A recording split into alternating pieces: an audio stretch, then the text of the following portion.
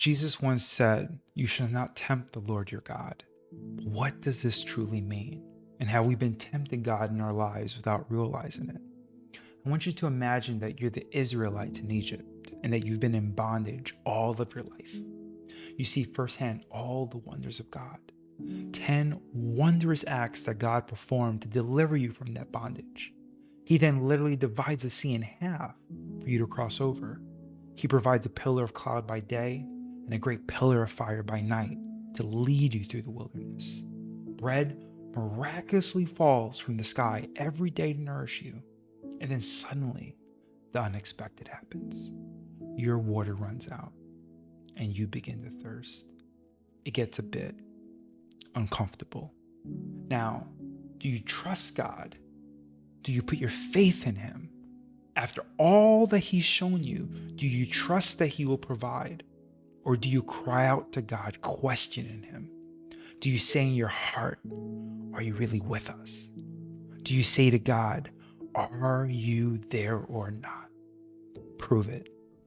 We all would like to believe that this couldn't be us. We wouldn't do such a thing, especially after God has proven Himself time and time again that He's by our side. But the scripture says that this is exactly what happened, because when the children of Israel began to thirst, they complained greatly. So God commanded Moses to strike the rock, and after the water came forth, the Israelites drank. And the scripture goes on to tell us one of the most relatable ways that we tempt the Lord. For it is when we say, "Is the Lord among us or not?" See, God has been with you all your life. Little signs here, little signs there to show you that He's with you. And we've all had situations where a prayer was answered, or an unexpected kindness was given to us, or a reassurance was provided to us.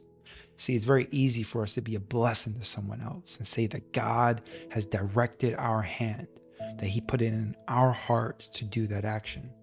And yet, strangely, when we are on the receiving end of that kindness, we somehow can't see God's loving hand moving through someone else. We all know people, friends or loved ones, who deeply care for us, who are present in our joy and are there to comfort us in our struggles. If you can count on them, why then do you believe that you can't count on God? If God can be present in your joy, why would you believe that He would be absent in your struggle? Are your friends or your loved ones greater than God? Do they love you more than He does? Even now in your pain, in your wilderness, He's with you, guiding you, leading you, nurturing you, providing for you, strengthening your faith. After all He does for us, I know it can be hard to imagine, but it's very easy for us to cry out like the Israelites and say, "Is the Lord among us or not? Are you there for me, Lord? Please prove it." God is saying, how much more do I need to show you that I love you, that I'm with you? Will you have faith? For He has not forgotten us. No. See, it's much more likely that we have forgotten Him, that we have drifted away, that we have walked away from His presence. We end up blaming God for things that we've ended up doing to ourselves, and then we forget to thank God for the things that He does for us. So let's take a moment to reflect. How has God used you to bless others? See, when you can recognize that, surely you can see how He has used others to bless you. You will begin to understand how God has delivered you in the past. So won't He deliver you again?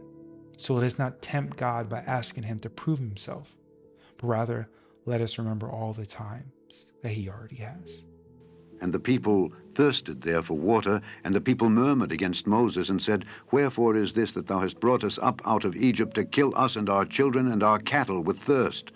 And Moses cried unto the Lord, saying, "What shall I do unto this people? They be almost ready to stone me."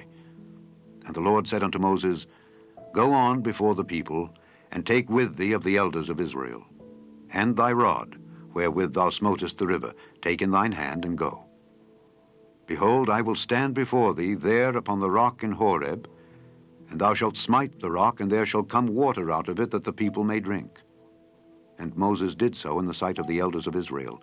And he called the name of the place Massah and Meribah, because of the chiding of the children of Israel, and because they tempted the Lord, saying, Is the Lord among us or not?